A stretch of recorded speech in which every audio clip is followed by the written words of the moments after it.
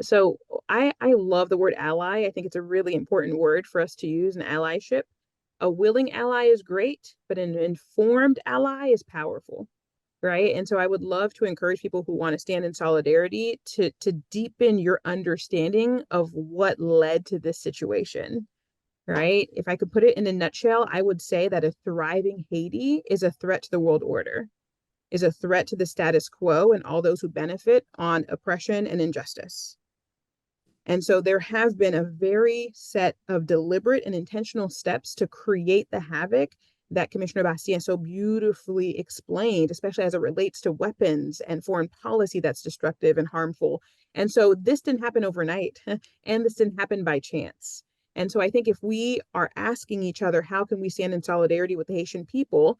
Try to be as informed as you can about the history of Haiti and the history of that relationship that Santra so beautifully explained happens in reciprocity. Things have not happened in one way. There has been a dual set of forces that have contributed to destabilizing not just Haiti, but unfortunately a lot of other countries in our hemisphere and around the world. And so to be an informed advocate, in my opinion, also contributes to the second action step, which is highlight and spotlight the good work that's being done, right? I am grateful that I had a chance to share a bit about the 600 Army civic leaders, that is Ansep Haiti's family and movement, that's fighting to really shift what liberation and education can be. But there are dozens of other institutions and organizations and groups doing good news. And so even if you're not connected to one group in particular, sometimes you have to just look a little bit below the surface to understand that there's other media headlines that don't just peddle in what's negative, but are actually looking to uplift what is good. I'll give an example in Aibo Post, which I think is doing a great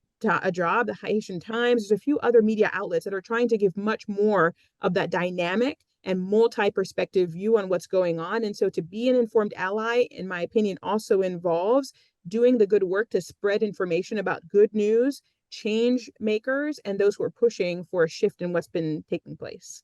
We have to use the word allyship, and I love the word about being informed ally, because it's not we're not making it up. What does that mean? So I'm going to put that in here in the chat, because allyship has four major components, what Najin just said. It means you have to be acknowledged. You have to acknowledge certain things, which means you are educating yourself. You have to be able to converse, holding conversations so that you can ask the stupid questions, right? So you can be in spaces to be able to understand the larger issue, educating oneself, and then taking a stance. This is what allyship means. It's four major things: acknowledge, converse, educate, and take a stance. So if you just acknowledge that Haiti is burning, you're not an ally.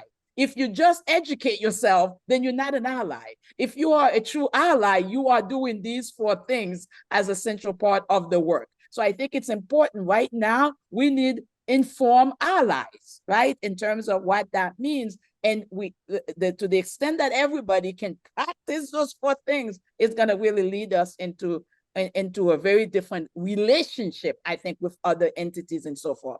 The last thing I'll say is it really is important, and I think Najin mentioned that, and that is that we are in a revolution right now. It is a revolution. We are at war vis-a-vis narrative, right? So the narrative of the country, and we have a need a revolution as it pertains to the economic of the country. And in fact, both of those things, one feed the other, and that we need some good soldiers who are ready to go to battle. So choose your battle, figure out which one you're going to be a part of. Are you going to join the battle against the narrative? Are you going to join the battle against the economic issues? But either one of them is going to be interconnected in terms of us being able to play the role that we need to be. I want to thank the Miami Foundation because of its promise, its focus on a commitment to Black communities in Miami-Dade County, but also, I would say, to Black communities across this world. We know that a commitment to Haiti is a commitment to the people of Miami, right? Because we know that there is so much relationships, there's so much connection. And so we want to honor that, and we want to say thank you. Also want to name that what some of the panelists lifted up today in terms of it is complex. Haiti is a complex. It's a complicated project for liberation of Black people. And so we stand on, while there is a lot of challenges in the moment with gang violence, with political instability, we also know that that is when we need to double down in our commitment, in our support, and our solidarity with folks.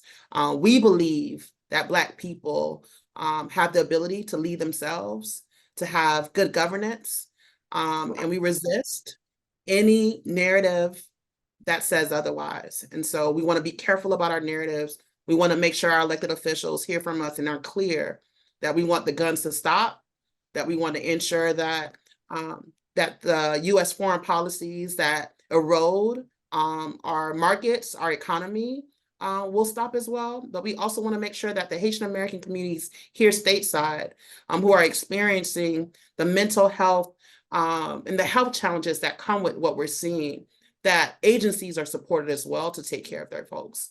And so I think those action steps are really clear. We thank you so much for listening, and we thank you for the opportunity, Miami Foundation, and your commitment to Black people all over this diaspora.